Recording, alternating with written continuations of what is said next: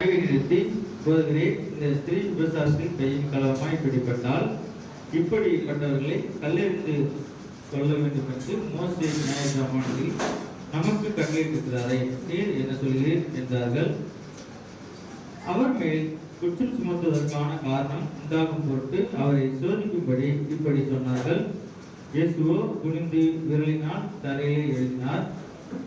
அவர்கள் ஓயாமல் அவரை கேட்டுக்கொண்டிருக்கையில் அவர் நிமிர்ந்து பார்த்து, உங்களில் பாவமில்லாதவன் இவன் மேல் முதலாவது கல்லெறிய கடவன் என்று சொல்லி அவர் மறுபடியும் குனிந்து தரையிலே எழுதினார்.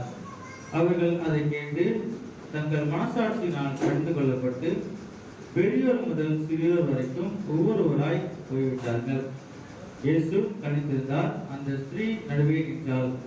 இயேசு நிமிர்ந்து அந்த ஸ்திரீயை தவிர வேறொருவரையும் காணாமல், ஸ்திரீயே, உன்மேல் குற்றம் சாட்டினவர்கள் எங்கே?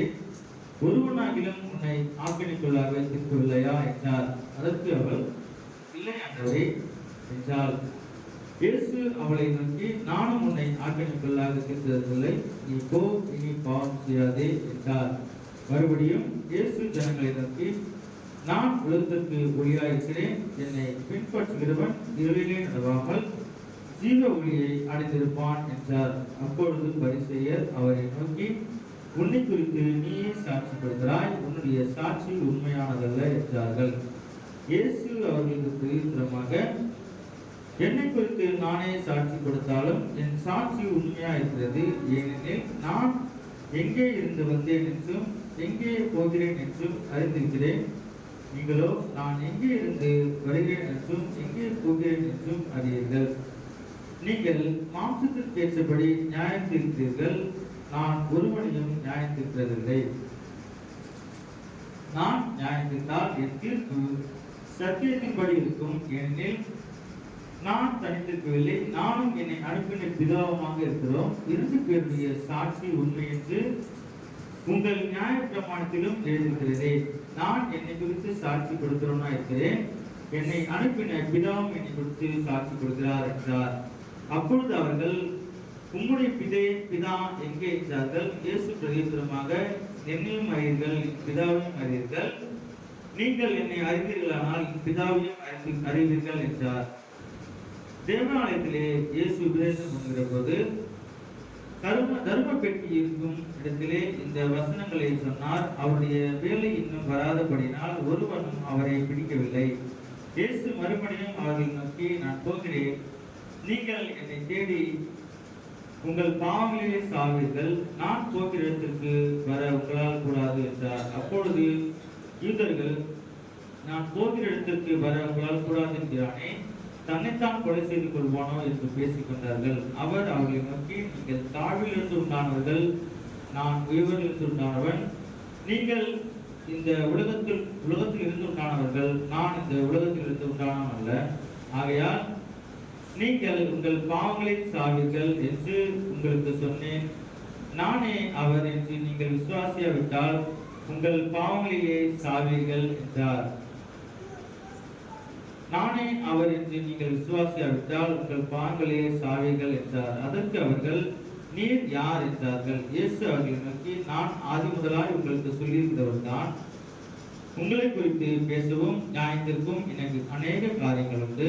என்னை அனுப்பினவர் சத்தியம் உள்ளவர், நான் அவரிடத்தில் கேட்டவைகளையே உலகத்துக்கு சொல்கிறேன் என்றார். பிதாவை குறித்து பேசினர் அவர்கள் அறியாதிருந்தார்கள். இவைகளை அவர் சொல்லுகையில் அநேகர் அவரிடத்தில் விசுவாசம் வைத்தார்கள். இயேசு தம்மை விசுவாசித்த யூதர்களை நோக்கி, நீங்கள் உபதேசத்தில் நினைத்திருந்தால்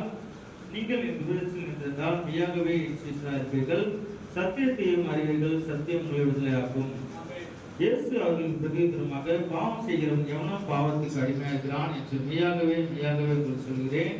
அடிமையானவன் என்றைக்கும் வீட்டில் நிலைக்கிறான், குமாரன் என்றைக்கும் விளைத்தில் நிலைத்திருக்கிறார். ஆகையால் குமாரன் உங்களை விடுதலையாக்கினால் மெய்யாகவே விடுதலையாவீர்கள். நீங்கள் ஆபிரகாமின் சத்தத்தை அறிந்து அறிவேன். ஆனாலும் உங்களுக்குள்ளே உபதேசம் இடம்பெறாதபடினால் என்னை கொலை செய்ய தெரிவித்தீர்கள். நான் என் பிதாவிடத்தில் கண்டதையும் சொல்கிறேன், நீங்கள் உங்கள் பிதாவிடத்தில் கண்டதை செய்கிறீர்கள் என்றார். அதற்கு அவர்கள், ஆபிரகாமே எங்கள் பிதா என்றார்கள். இயேசு அவர்கள் நோக்கி, நீங்கள் ஆபிரகாமின் பிள்ளைகளாயிருந்தால் ஆபிரகாமின் கிரியைகளை செய்வீர்களே. தேவனிடத்தில் கேட்டிருக்கிற சத்தியத்தை உங்களுக்கு சொன்ன மனுஷன் ஆகிய என்னை கொலை செய்ய துடித்தீர்கள். ஆபிரகாம் இப்படி செய்யவில்லை. நீங்கள் உங்கள் பிதாவின் கிரியைகள் செய்கிறீர்கள் என்றார். அதற்கு அவர்கள், நாங்கள் வேசினத்து பிறந்தவர்கள் அல்ல, ஒரே பிதா எங்களுக்கு உண்டு, அவர் தேவன் என்றார்கள். இயேசு அவர்களை நோக்கி, தேவன் உங்கள் பிதாவாக இருந்தால் என்னிடத்தில் அன்பாயிருப்பீர்கள், ஏனெனில் நான் தேவனிடத்தில் வந்திருக்கிறேன். நான் சுயமாய் வரவில்லை, அவரே என்னை அனுப்பினார். என் வசனத்தை நீங்கள் என் வசனத்தை நீங்கள் ஏன் அறியாமல் இருக்கிறீர்கள்? இந்த உபதேசத்தை கேட்க மனதில்லாதிருக்கிறீர்கள். இப்படி இருக்க, எவன் அபாத்திரமாய் கர்த்தருடைய அப்பத்தை புசித்து அவருடைய பாத்திரத்தில் பானம் பண்ணுகிறானோ அவன் கர்த்தருடைய சத்தியத்தையும் ரத்தத்தையும் கொடுத்து குற்றமுள்ளவனாய் இருப்பான். எந்த மனுஷனும் தன்னைத்தானே சுத்திகரித்து இந்த அப்பத்தில் புசித்து இந்த பாத்திரத்தில் பானம் பண்ண கடவன். எண்ணத்தினால் அபாத்திரமாய் போஜனமானம் பண்ணுகிறவன் கர்த்தருடைய சரீரம் நிதானத்தை அடையத்தினால் தனக்கு ஆக்கிரத்தில் கூறப்படி போஜனமானம் பண்ணுகிறான். இது நிமித்தம் உங்களில் அநேகர் பலவிதம் வியாதிகளுமா இருக்கிறார்கள், அநேகர் சித்தையும் அடைந்திருக்கிறார்கள். நம்மை நாம் ஏதாவது இருந்தால் நாம் நியாயத்திற்கப்படும். நாம் நியாயத்திற்கப்படும் போது உலகத்துடைய ஆக்கிரமிக்குள்ளாக தீர்க்கப்படாதபடிக்கு கர்த்தரால் சிக்ஷிக்கப்படுகிறோம். ஆமென்.